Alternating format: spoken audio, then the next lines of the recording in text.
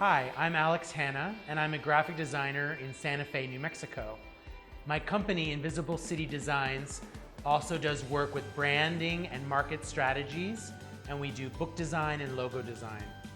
I also teach part-time at Santa Fe University of Art and Design, where I teach classes in branding as well as publication design. I think the biggest initial challenge for an entrepreneur is to conceptualize their idea. And part of what I teach in my class is to use visual language to arrive at a viable idea, some idea that they can be passionate about. You need to, well, first of all, you should hire a graphic designer. But if you don't have access to that, you should at least spend a lot of quality time researching who your target market is, what is the feeling of your company, and try to express that in visual language. Well, there are two sides of the same coin. I think you have to be focused on the problems and solve them, and I think out of solving those specific problems can appear innovation. Innovation can spring out of problem solving.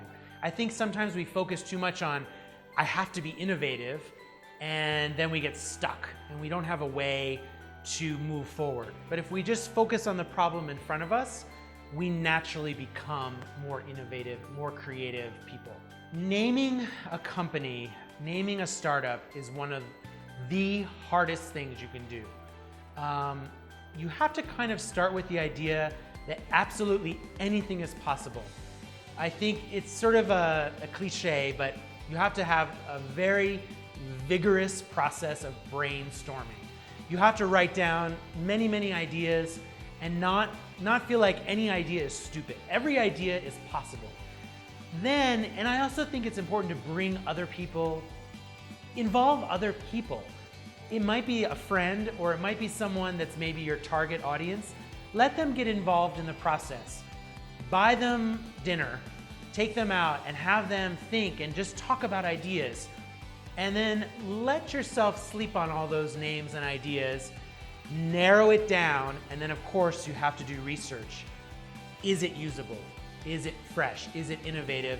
Is it available? Can I get the domain name? And is it memorable, of course? Well, unfortunately, this has become a huge problem in today's world. We are overwhelmed all the time by social media, Facebook and Instagram and Twitter, TV news, radio. It's sort of like we're inundated constantly. So sometimes the most simple, clear, straightforward messages are the best. Nice, clean graphics, straightforward imagery, and really great messaging that's of the moment. Not trendy, but something that is meaningful to people in their everyday lives. They should hire a designer like me. No, but they should not be afraid. I think non-designers actually can bring a very fresh eye to the design process.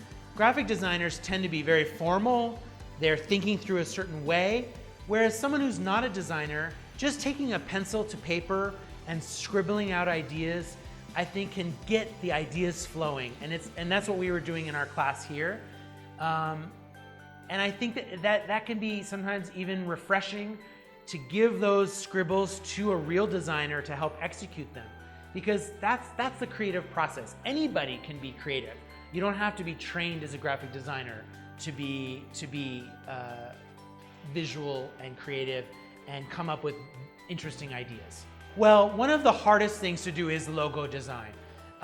Once you have a brand identity, to execute an advertising campaign can be challenging, but it usually starts to take on a life of its own. But when you start from the very beginning with a new client and you're coming up with a design concept, it's very tricky because it's almost like you have to read their mind. And you have to spend a lot of time with the client and really get to know them, speak their language. I think my biggest failures, especially in logo design, is basically I didn't get to know the client well enough. I've had clients that were at a distance, we were working over the internet, and I didn't really have a sense of who they were. And also sometimes designers like me, I can get fixated on the design I think is right, but it's also finding a balance with the client. So I have had logos that just failed and they never were used. And that can be very frustrating, but it helps you inform you about really listening to the client and being part of a process.